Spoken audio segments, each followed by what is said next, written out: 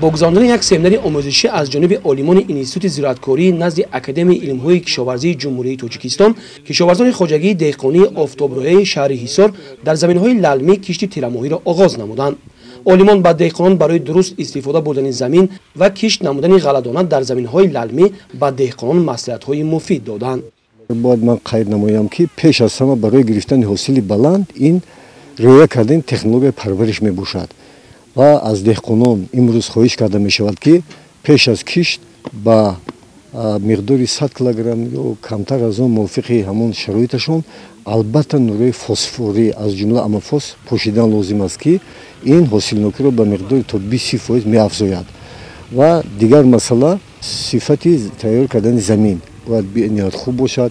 امروز بسیار دهقانان از صفت جفتی پس بودن حاصل گرفتن نمیتوانند، چون که تیار کردن زمین جفت از آن جمله یکی از مسائل اساسی گرفتن حاصل بلند میباشد.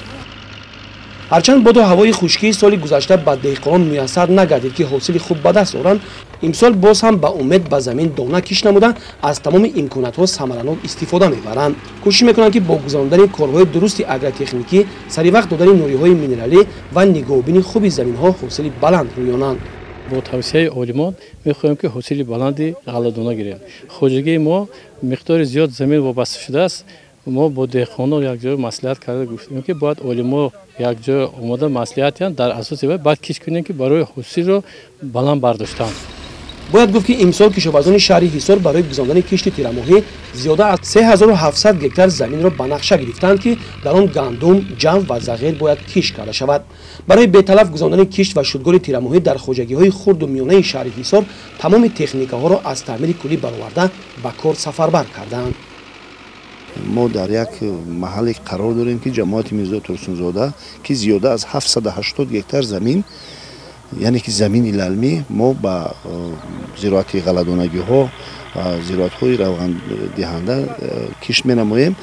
امروز ما در یک جایگی با عالمان انستیتوت زراعتکاری نزد اکادمی علم‌های کشاورزی جمهوری تاجیکستان با مردم علاقه ماهیت قانون بازگشت، مفهوم قانون بازگشت را در صحرا، یعنی که هم علمی هم عملی، یعنی که فهمانده دادیم که امروز باید که ما حاصلناکی زراعت کشاورزی رو بلند برداشتن، باید که ما به نوری اندازی کشت نگذرانیم.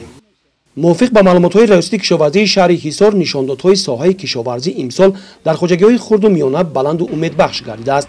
برای گذراندن کشت و شدگار تیرماهی باشد ستاد مخصوص تشکیل کرده شده. دهقانان از باد و هوای مساعد ثمراناک استفاده برده عزم دارند که کشت و شدگار را با صفت به انجام رسانند.